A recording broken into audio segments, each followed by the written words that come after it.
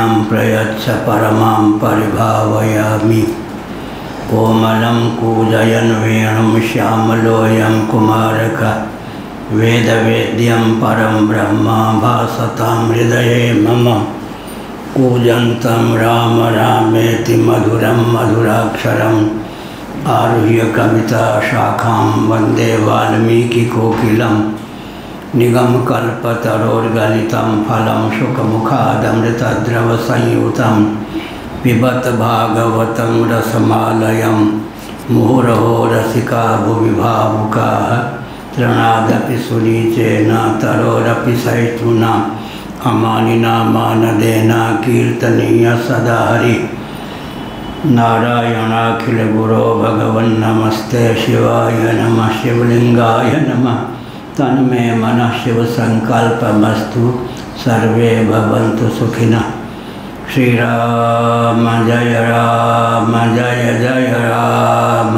श्रीराम जय राम जय जय राम। श्रीराम जय राम जय जय राम। श्रीराम जय राम जय जय राम।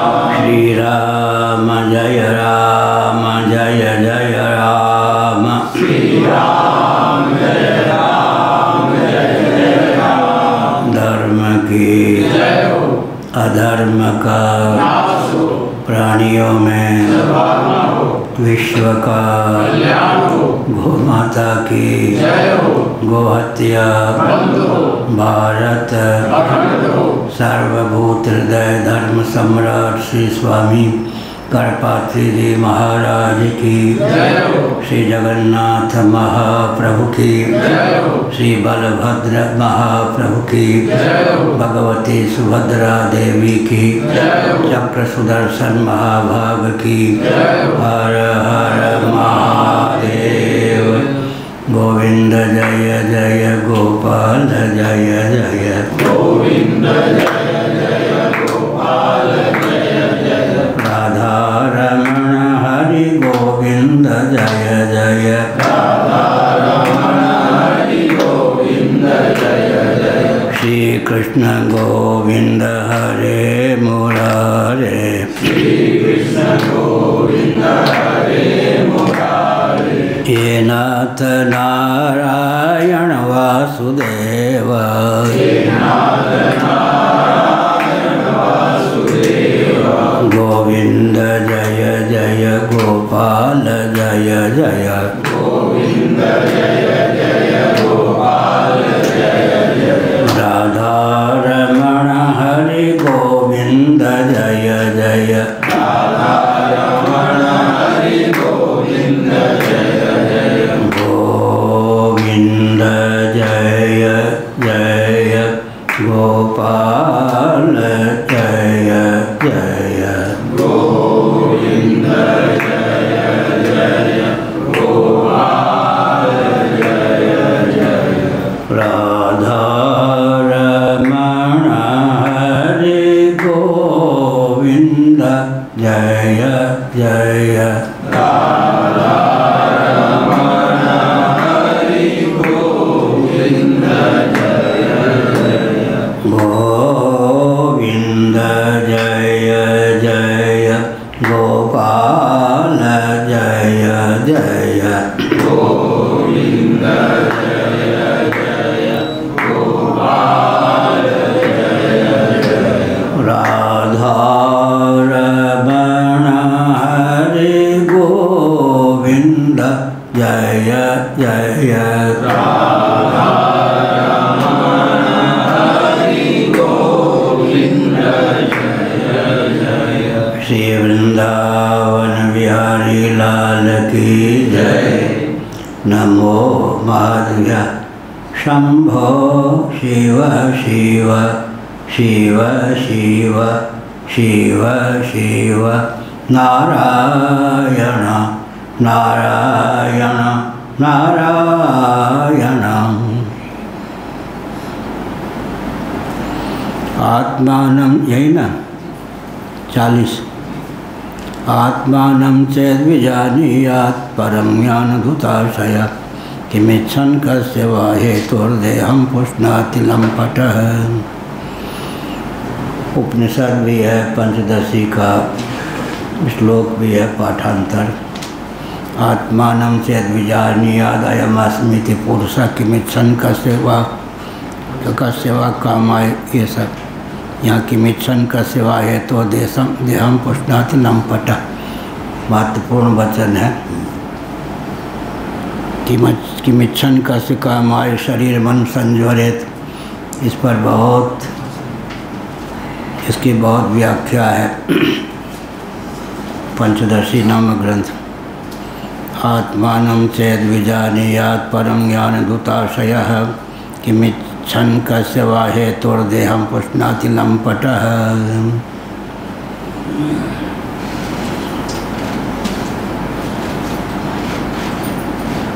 ज्ञानधुताशयः, आत्मज्ञान के द्वारा जिसकी वासनाएं विगलित हो गई हैं, धूत हो गया है आशय, अंतःकरण वासना, क्लेश कर्म विपाक आशय से अपरावृष्ट पुरुष विशेष का नाम ईश्वर है। वहाँ भी आशय शब्द का प्रयोग हुआ। आत्मबोध के द्वारा, आत्मज्ञान के द्वारा जिसकी सारी वासनाएं समाप्त हो गई हैं, जिसने आत्मा को परम ज्ञान स्वरूप, बोध स्वरूप, ब्रह्म स्वरूप जान लिया है। किमिच्छन् कस्य वा हेतुः देहं पुष्णाति लम्पटः। ऐसा व्यक्ति किस विषय की इच्छा और किस विषय की कामना से, किसकी तृप्ति के लिए इंद्रिय लोलुपता का परिचय दे, शरीर का पोषण करे, देहात्म भाव से भावित होकर शरीर के पोषण में उसकी प्रीति प्रवृत्ति भला कैसे परिलक्षित हो, यह अभिप्राय। आत्मानं चेद्विजानीयात् परं ज्ञानधुताशयः किमिच्छन् कस्य वा हेतुर्देहं पुष्णाति लम्पटः। यह लम्पट विषय, लम्पटता ठीक नहीं। इसका अर्थ यह है कि स्नान भोजन आदि का त्याग न करे, इन सब का ध्यान रखे, लेकिन देहात्म भाव भावित होकर शरीर के पोषण में ही जीवन को व्यर्थ न गंवावे। मानव जीवन केवल भोगायतन नहीं है, कर्मायतन भी है, ज्ञानायतन भी है।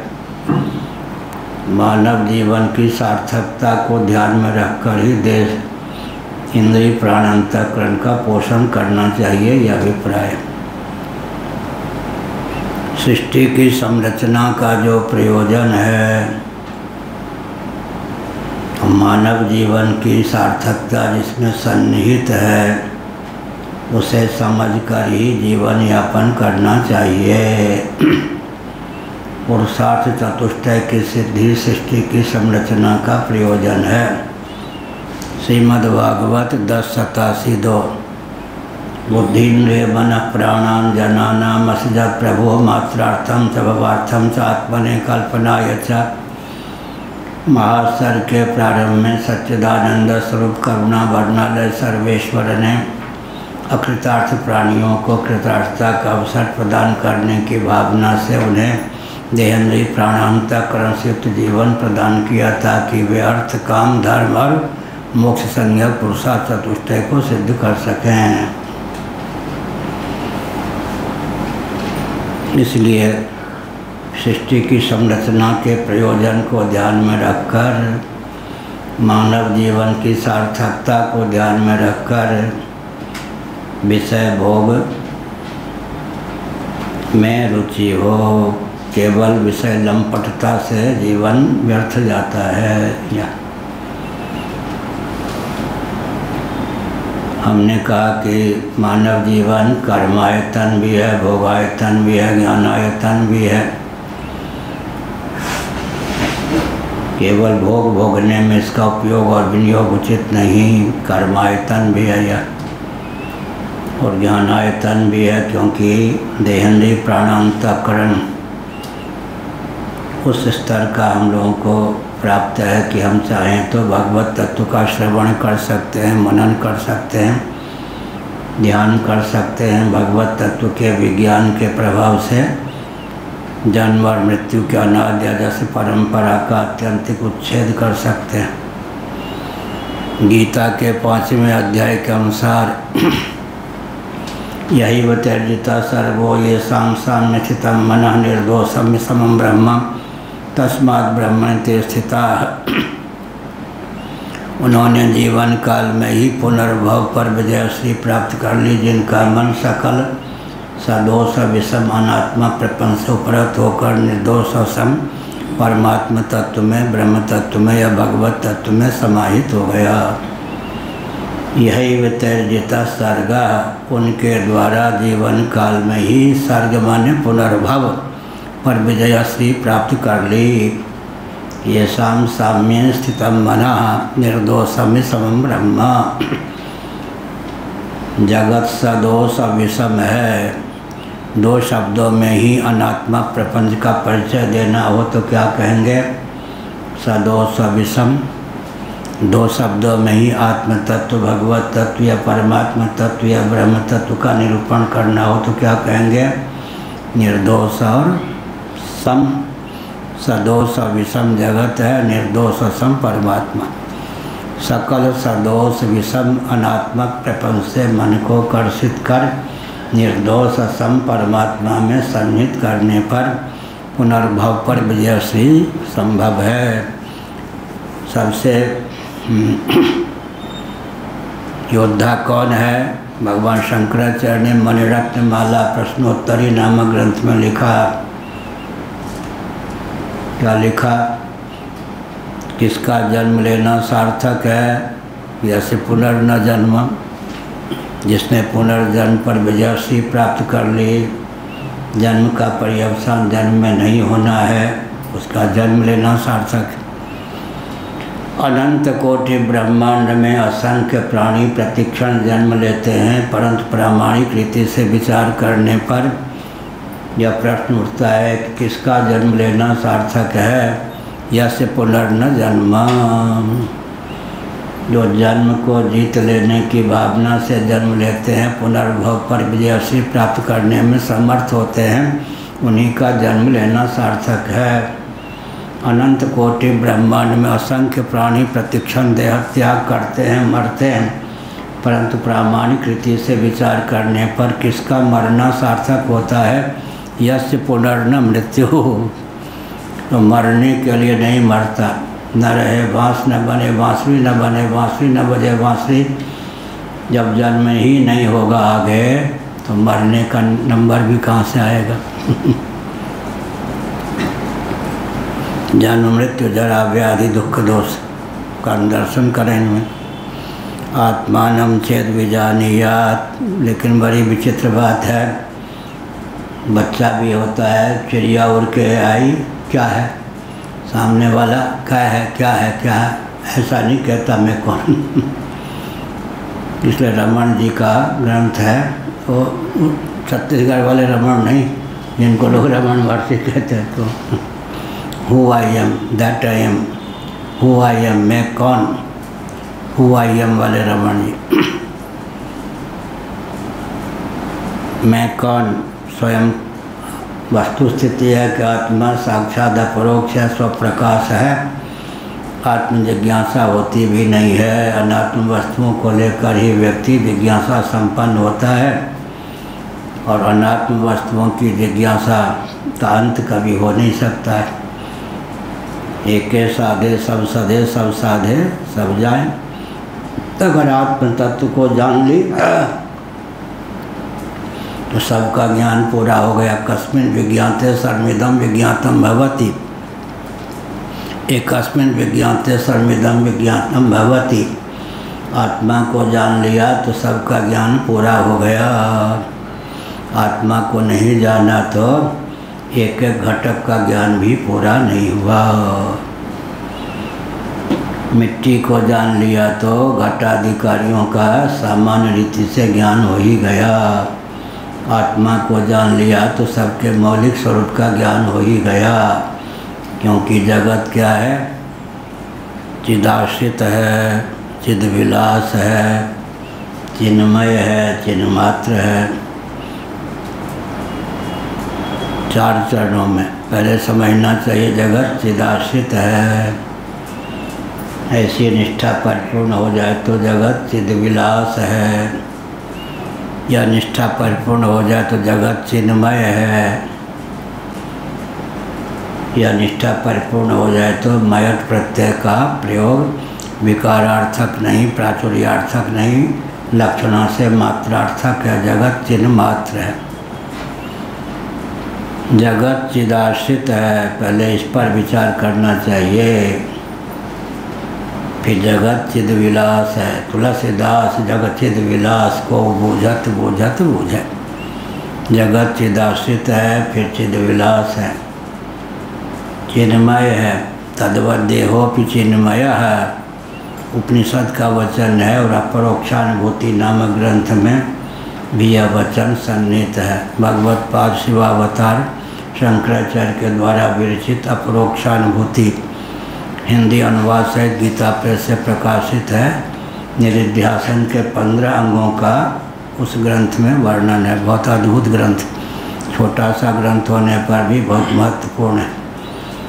तद्वत देहोपि चिन्मय है, हमारा आपका शरीर भी, श्री विग्रह भी चिन्मय है।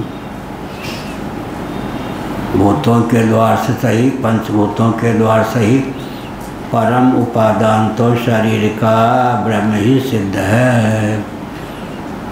चिदानंद तत्व ही परम उपादान शरीर का है। पंचभूतों के द्वार से सही, परंतु शरीर तो चिदानंद परमात्मा तत्व का ही विलास है। तद्वत देहोपि चिन्मय है। तद्वत का अर्थ है जैसे घट मृण्मय है, ताम्रपात्र ताम्रमय है, चांदी का पात्र रजतमय है, सुवर्ण का पात्र सुवर्णमय है। तद्वत शरीर भी चिन्मय है। तद्वत देहोपि चिन्मय है। तुम्हारे नाम की व्याख्या हो गई ना चिन्मयी। तद्वत देहोपि चिन्मय, शरीर भी चिन्मय है, चिन्मय, चिदाश्रित है, चिद्विलास है, चिन्मय है, चिन्मात्र है। यह अर्थ हुआ। चिदाश्रित पहले समझें, फिर चिद्विलास समझें, फिर चिद्विवर्त समझें, फिर चिन्मय समझें, बाद में चिन्मात्र समझें। तेजो बिंदु उपनिषद, वराहोपनिषद, अन्नपूर्णोपनिषद, इन सब का मंथन करके इस वाक्य की रचना की गई है। जगत चिदाश्रित है, चिद्विलास है, चिन्मय है, अंत में चिन्मात्र है। पिछले दिनों कई बार यह प्रश्न उठाया गया हमारे द्वारा ही। ब्रह्म में जगत है या जगत में ब्रह्म है, या ब्रह्म ही जगत है या जगत ही ब्रह्म है। हरिरेव जगत जगदेव हरि, जगदेव हरि में एव अप्यर्थक अपिकर्थ। ब्रह्म में जगत है, जगत में ब्रह्म है, ब्रह्म ही जगत है, जगत ही ब्रह्म है। अगर ब्रह्म में जगत हुआ तो ब्रह्मपोला सिद्ध होगा। जगत में ब्रह्म होगा तो ब्रह्म गौण सिद्ध होगा। इसलिए न ब्रह्म में जगत है, न जगत में ब्रह्म है। ब्रह्म ही जगदाकार उल्लसित है। लोटे में ताम्र का लोटा है ना, इसमें ताम्र है या ताम्र में लोटा है। इसका उत्तर क्या कहेंगे? ब्रह्म ही जगदाकार परिलक्षित है। यह ब्रह्म के अंदर जगत है या बाहर जगत है? बाहर जगत है तो ब्रह्म निरतिशय विभु नहीं है। अंदर है तो जैसे बिल में सर्प और चूहा, ब्रह्म पोला है। ब्रह्म तो सद्घन चिद्घन आनंद घन है। इसलिए न जगत में ब्रह्म है न ब्रह्म में जगत है। गीता 9वां अध्याय। और अंत में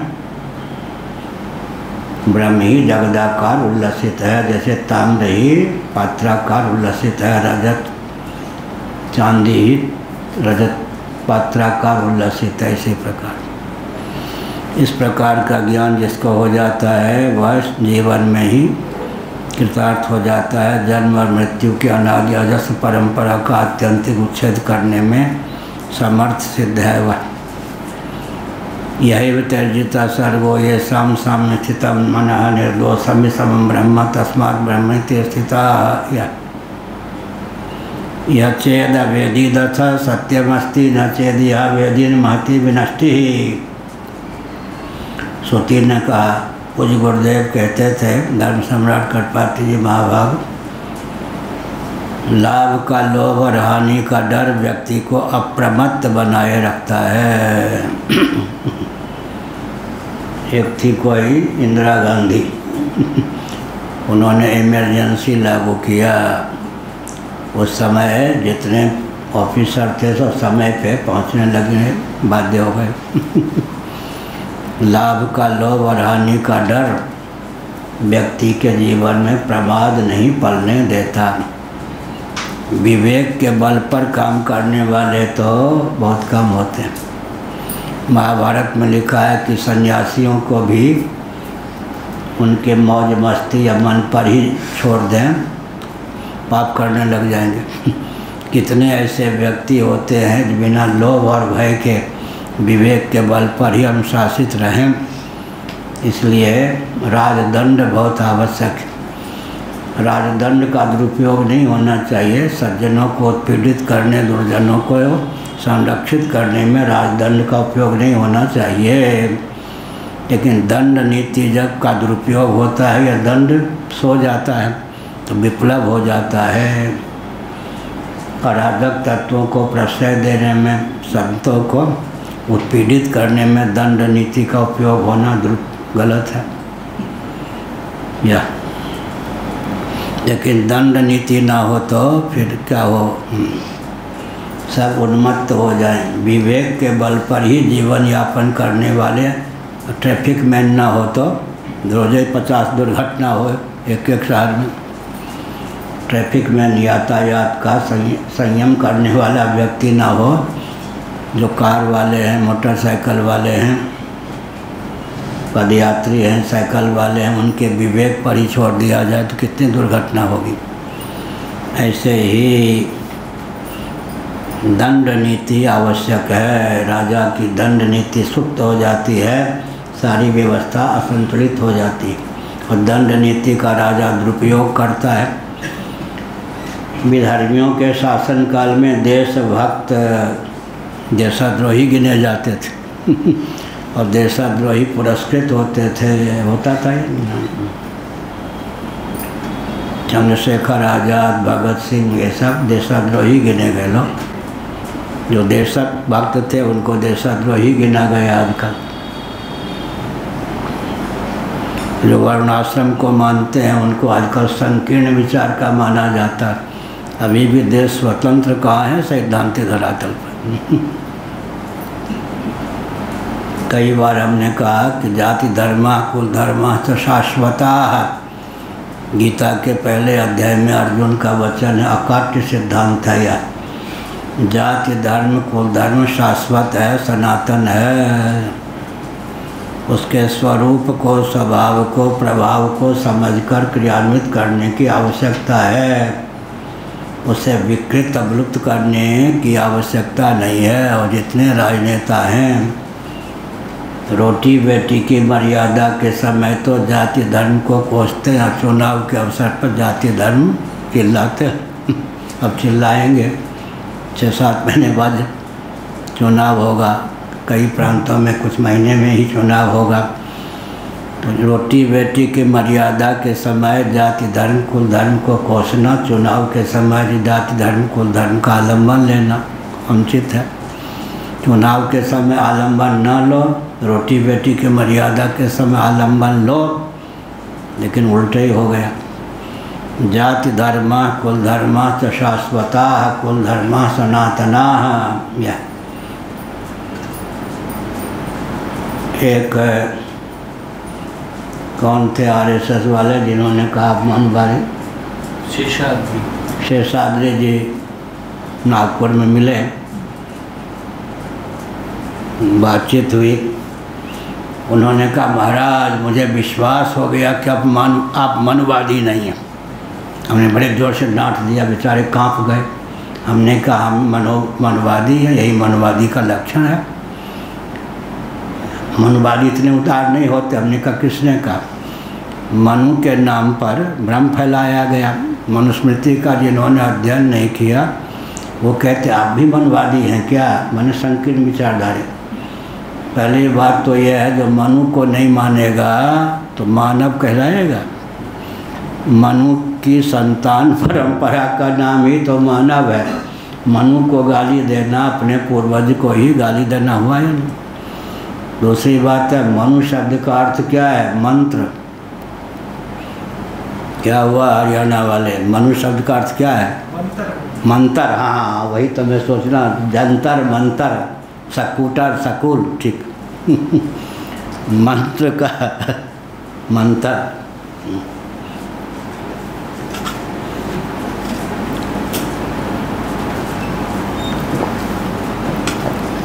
उपनिषदों में 5-7 जगह मनु शब्द का प्रयोग आया है। मनु शब्द का अर्थ होता है मंत्र, पहला अर्थ।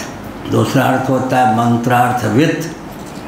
तीसरा अर्थ होता है मंत्रद्रष्टा। चौथा अर्थ होता है मनुस्मृति के कर्ता रचयिता। मनु ने जो कुछ कहा वो भेषज है। शतपथ ब्राह्मण में मनुस्मृति के महात्म्य का अंकन किया गया है। भगवान शंकराचार्य ने अपने भाष्यों में उस वचन को समुद्रित किया। मनु ने जो कुछ लिखा है भेषज है, महौषधि। एक विचित्र बात है, रघु, दिलीप, रामभद्र, युधिष्ठिर, सुधन्वा, विक्रमादित्य, शिवाजी, जिनके शासन की हम प्रशंसा करते हैं, हमको विचार करना चाहिए किस संविधान को क्रियान्वित करने के कारण इन शासकों की प्रशंसा विश्व स्तर पर हो रही है। जिस संविधान को उन्होंने क्रियान्वित किया उसको गाली देते हैं और इन शासकों की प्रशंसा करते हैं। श्री राम जी की प्रशंसा करते हैं, रघु, दिलीप आदि की प्रशंसा करते हैं, युधिष्ठिर जी की प्रशंसा करते हैं, विक्रमादित्य जी की प्रशंसा करते हैं, शिवाजी की प्रशंसा करते हैं और संविधान को गाली देते हैं। कोई कोई संविधान को जला भी देते हैं, मनुस्मृति को। बुद्धदेव भगवान, ये मनुस्मृति को गाली कौन दे रहा? कोई भी नहीं दे रहा। ये तो आपकी तो युवानों के हाथ में, अमेरिका 5 देश इकट्ठा होकर राज करे नाटो पे द्वारा। सुनो, एक बाबा थे, दे रहे, हम नहीं दे रहे बुद्धदेव, कोई भी नहीं, भारत में नहीं दे। बैठे सुनिए। एक बाबा थे, मनुस्मृति को जलाकर कई बाबा हुए थे और वृंदावन में रहते थे, हमें मालूम।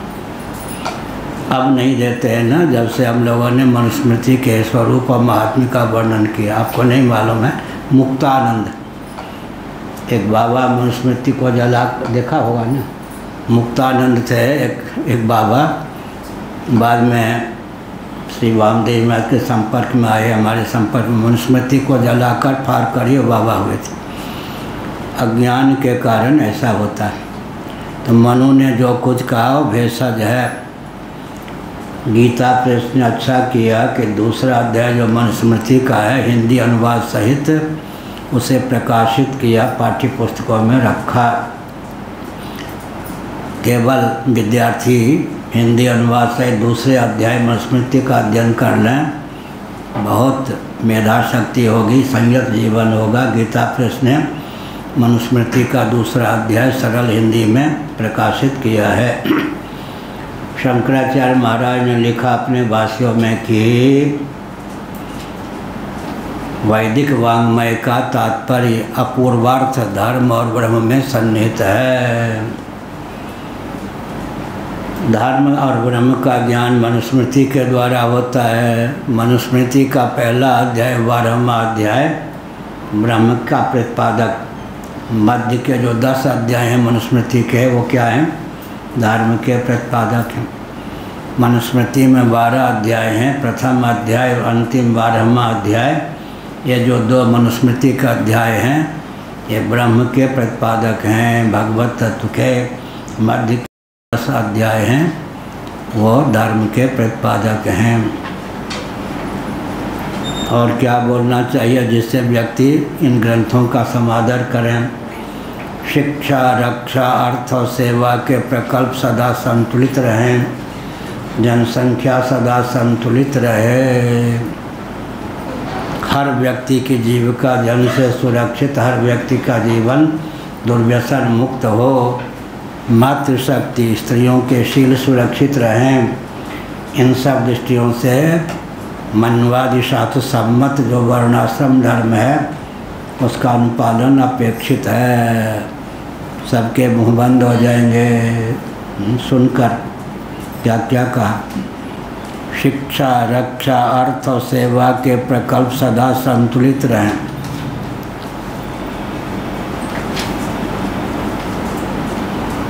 और क्या कहा? जनसंख्या सदा संतुलित रहे बिना गर्भपात परिवार नियोजन के। और क्या कहा? स्त्रियों का मातृशक्ति का शील सुरक्षित रहे, हर व्यक्ति की जीविका जन्म से सुरक्षित, हर व्यक्ति का जीवन दुर्व्यसन मुक्त, आर्थिक विपन्नता कभी संभव ही न हो, हर व्यक्ति के जीवन में वेदादि शास्त्र सम्मत कर्मकांड, उपासना कांड, ज्ञान कांड के प्रति आस्थान के बल पर दिव्य विभूतियों की अभिव्यक्ति हो। विभूतियों का कोई अंत नहीं है। नान्तोस्तिमं दिव्यानाम विभूति नाम परम तपा। व्यक्ति अपनी निष्ठा के बल पर, धर्म के बल पर अपार विभूतियों को व्यक्त कर सकता है। यानी जितनी संपदा है उतनी संपदा है। धर्मानुष्ठान हो तो दिव्य विभूतियों की संरचना भी हो जाती है, अभिव्यक्ति भी हो जाती है। आत्मानं चेद विजानीयात् चेत कदाचित। और हम लोग बचपन में खेलते थे चेत कबड्डी कबड्डी कबड्डी, चेत माने सावधान। यहाँ चेत तो आत्मानं चेद विजानीयात् परम ज्ञान धुताशयः। कदाचित आत्म तत्व को जान लिया आत्मज्ञान के बल पर अविद्या, काम और कर्म विगलित हो गए, तब क्या होगा कि मिच्छन कस्य वा हेतु देहम पुष्णाति लंपटः। विषय लंपट इंद्रिय लोलुप होकर व्यक्ति देह का पोषण क्यों करेगा? पोषण क्यों करेगा इसका अर्थ यह नहीं कि स्नान करना, भोजन करना, विश्राम करना छोड़ दें। इसका अर्थ है कि देहात्मवादी होकर के जीवन यापन न करें, देह को संभालने में ही पूरे जीवन का विनियोग न करें।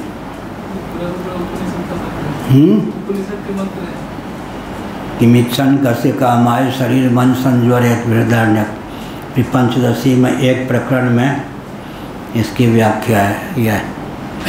आत्मानं चेद विजानीयात् अयम् अस्मीति पुरुषः किमिच्छन् कस्य कामाय शरीर मन संज्वरेत बृहदारण्यक। और पंचदशी में तो पूरा प्रकरण ही 100 से अधिक श्लोकों में इसी वचन की व्याख्या में प्रयुक्त है।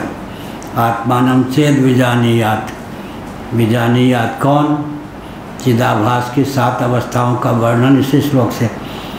मनन किसको कहते हैं, इसका ज्ञान प्राप्त करना हो इस श्लोक की व्याख्या देख लें पंचदशी नामक ग्रंथ में।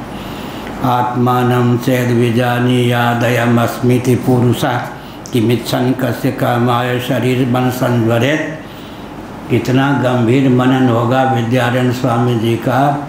आत्मानं चेद विजानीयात् अयम् अस्मीति पुरुषः किमिच्छन् कस्य कामाय शरीर मन संज्वरेत।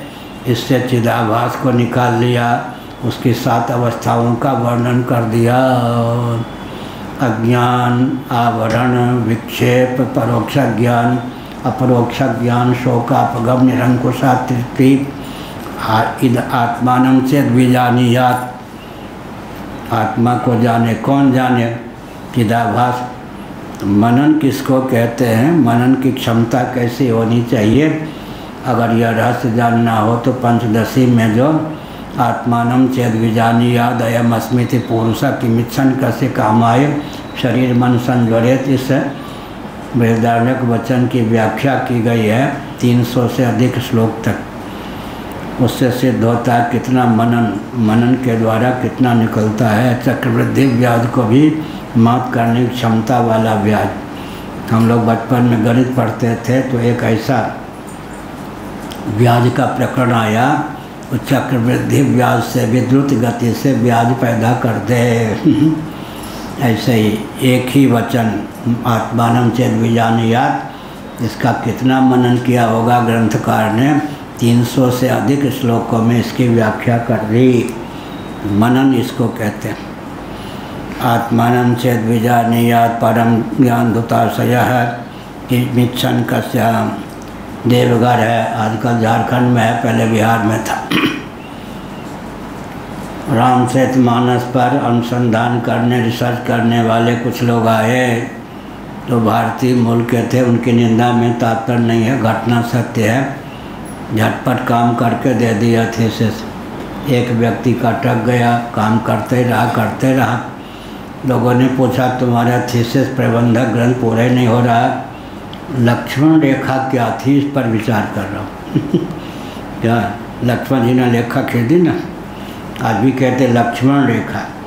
वो लक्ष्मण रेखा ज्योमेट्री के ढंग से, रेखा गणित के रीत से क्या कहें, किस ढंग से मानसिक प्रक्रिया, तांत्रिक प्रक्रिया, यांत्रिक प्रक्रिया, लक्ष्मण रेखा पर अनुसंधान करने में उसके 6 महीने लग गए। इधर के जो व्यक्ति थे हो गई कोई रेखा क्या करना है, लक्ष्मण रेखा। उस व्यक्ति ने कहा लक्ष्मण रेखा में क्या चमत्कृति थी, उसे पार करके रावण या कोई आ नहीं सकता था। दुर्भावना वाला व्यक्ति, उस रेखा में क्या चमत्कृति थी। लक्ष्मण रेखा खींच दी। मानसिक रेखा थी, तांत्रिक यथा थी, यांत्रिक रेखा थी। यंत्र के मूल में क्या होता है? तंत्र। तंत्र के मूल में क्या होता है? मंत्र। आधुनिक ढंग से बोले तो ना, जो ज्ञान विज्ञान है आधुनिक ढंग से शैली में डाल के बोलेंगे तो युवक भी सुनेंगे, युवतियाँ भी सुनेंगी, आधुनिक व्यक्ति भी ग्रंथों के प्रति आस्थान्वित होंगे। मंत्र, तंत्र, यंत्र। यंत्र के मूल में क्या होता है? तंत्र। तंत्र के मूल में क्या होता है? मंत्र। अब नई ढंग से परिभाषा है, सब शास्त्र सम्मत। पृथ्वी, जल, तेज, वायु, आकाश और अव्यक्त तथा आत्मा में अनुगत सिद्धांत का नाम मंत्र है। लो, मंत्र तक को यंत्र तक पहुंचाने के प्रोसेस मेथड विधा का नाम तंत्र है, जिससे उत्पत्ति, स्थिति, संहार, निग्रह, अनुग्रह, संग पंचकृत्य में एक या एकाधिक कृत्य का निर्वाह हो, उसका नाम यंत्र है।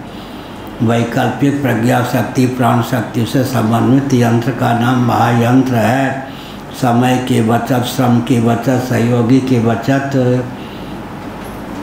वस्तु का उत्पादन अधिक और खपत अधिक है, महायंत्रों के आविष्कार का मूल है। क्या कहा? बोल सकते?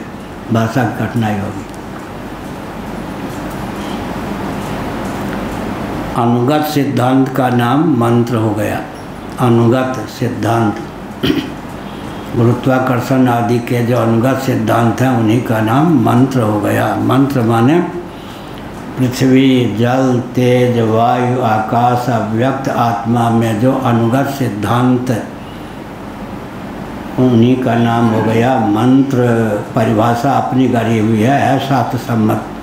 कुछ गुरुदेव कहते सुनाओ, सुनाता तो बहुत आशीर्वाद देते, कहते सब कुछ शास्त्र सम्मत है लेकिन शैली विचित्र है।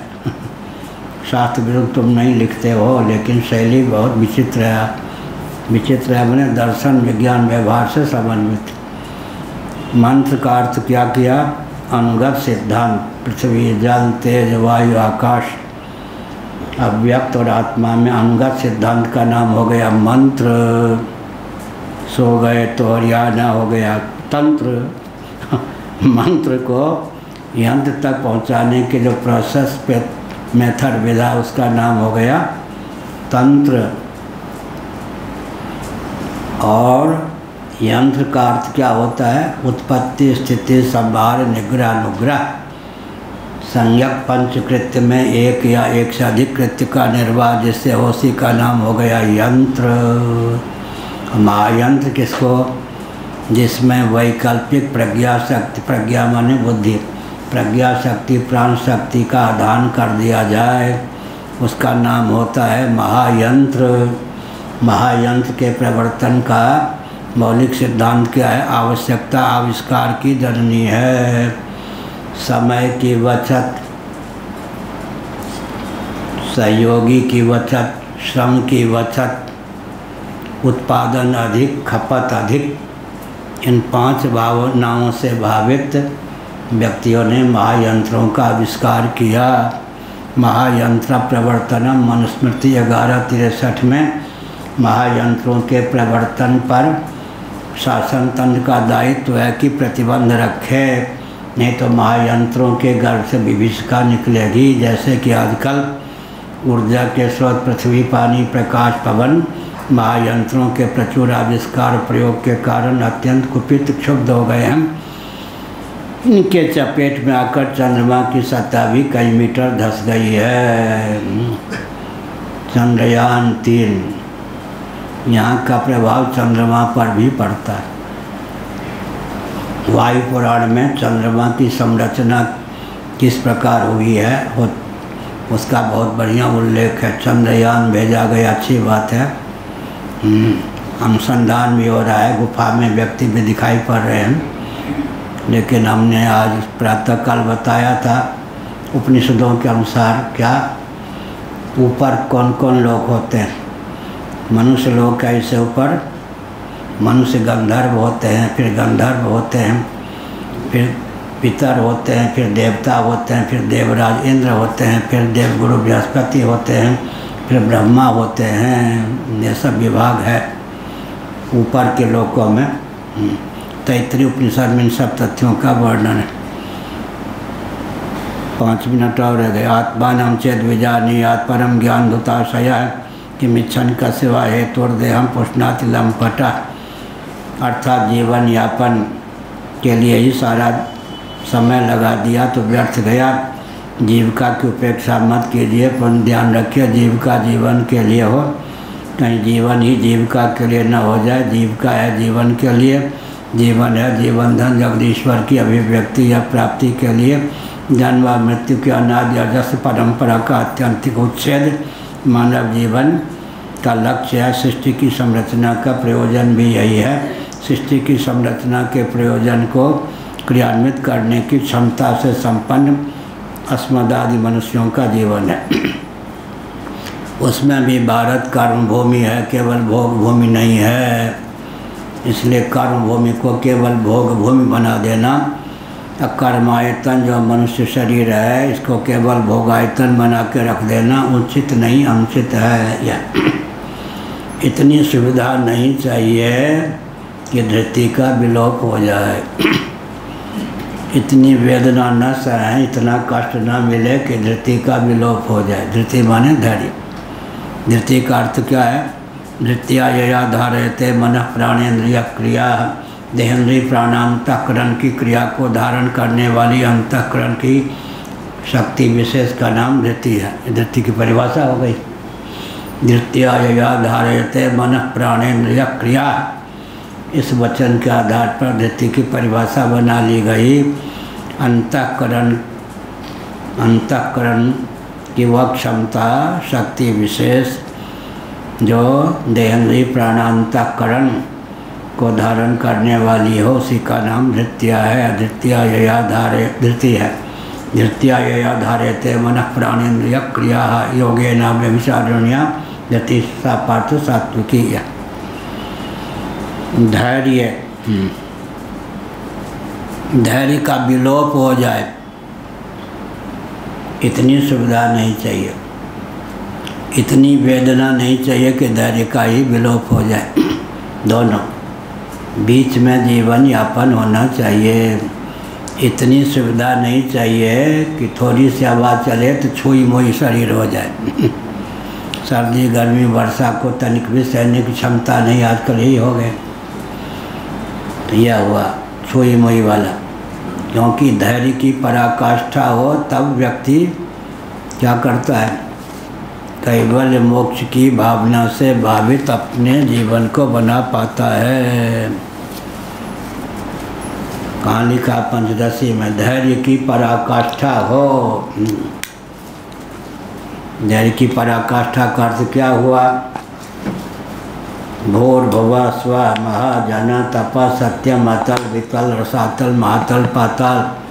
कोई लोक नहीं चाहिए, ब्रह्मा का पद भी नहीं चाहिए, सायुज्य मोक्ष भी नहीं चाहिए, सारूप्य मोक्ष भी नहीं चाहिए, सामीप्य मोक्ष भी नहीं चाहिए, साष्टी मोक्ष भी नहीं चाहिए, केवल कैवल्य मोक्ष चाहिए। अर्थात देहेंद्रिय प्राणांतकरण से रहित केवल सच्चिदानंद मात्र होकर शेष रहूं। अहम ब्रह्मास्मि, या कलना भी ना हो, या मैं सच्चिदानंद मात्र हूँ। इस प्रकार की कलना से रहित केवल सच्चिदानंद मात्र होकर ही सदा के लिए शेष रहने की भावना,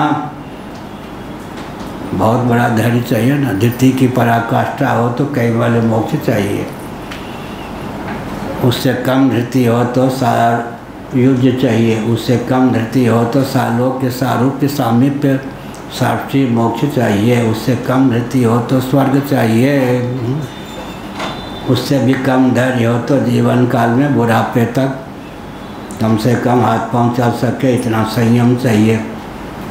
और धैर्य बिल्कुल ना हो तो क्या होगा? पराकाष्ठा की पराधीनता प्राप्त होगी। इसलिए धैर्य को परिपुष्ट रखना चाहिए, धृति का विलोप ना। धृति का विलोप माने मानव जीवन की सार्थकता को ध्यान में रखकर ही सुविधा अर्जित करनी चाहिए। इतनी वेदना न प्राप्त हो कि व्यक्ति वेदना में संतप्त हो जाए, इतनी सुविधा न प्राप्त करे कि मानव जीवन की सार्थकता ही विलुप्त हो जाए। मानव जीवन कर्मायतन ज्ञानायतन भी बना रहे, केवल भोगायतन न रह जाए, इसका प्रयास करना चाहिए। श्री राम जय राम जय जय राम, श्री राम जय राम जय जय राम। धर्म के अधर्म का प्राणियों में आजकल शून्य पर लिखा, आज जीरो जिसको कहते हैं शून्य। शून्य विचार करने पर निष्कर्ष निकला कि शून्य जब कहते हैं तो अभाव का द्योतक होता है शून्य। फिर क्या होता है? मिथ्यात्व का द्योतक होता है शून्य। निर्विशेषता की अवधि का द्योतक होता है शून्य, और प्रतीकात्मक होता है शून्य। विचार करने पर चारों प्रकार के वचन उपनिषदों से प्राप्त हो गए। शून्य का पहला अर्थ क्या होगा? अभाव। शून्यागार जब कहेंगे तो निर्जन भवन। शून्य का एक अर्थ होता है अभाव, दूसरा अर्थ होता है मिथ्या, तीसरा अर्थ होता है निर्विशेष। 10, 20, 30, 40 आगे लिखते हैं तो 10 का अर्थ क्या हो गया? 1 धन 9। 20 का अर्थ क्या हो गया? 2 धन 2 गुणे 9, 2 धन 18। 2 प्लस क्या हुआ? 2 plus 2 into 9 is equal to 18। 2 plus 18 is equal to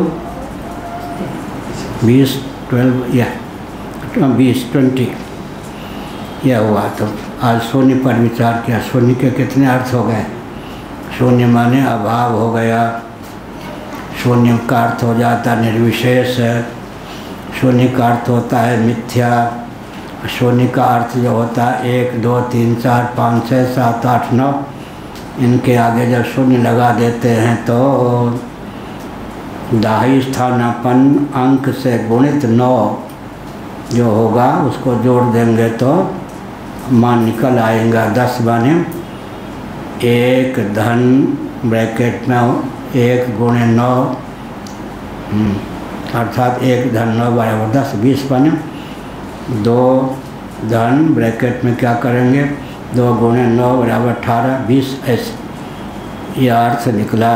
तो शून्य के कितने अर्थ हो गए? अभाव 1, मिथ्या 2, निर्विशेष 3 और चौथा प्रतीक संकेत शून्य। 10 20 30 40 50 60 70 80 90 लिखने पर वो शून्य जो है 9 के रूप में परिणत हो जाता है। उतने गुण दाई स्थानापन्न अंक से जोड़ करके संख्या की पूर्ति हो जाती है। नए अनुसंधान को कह दिया। हर हर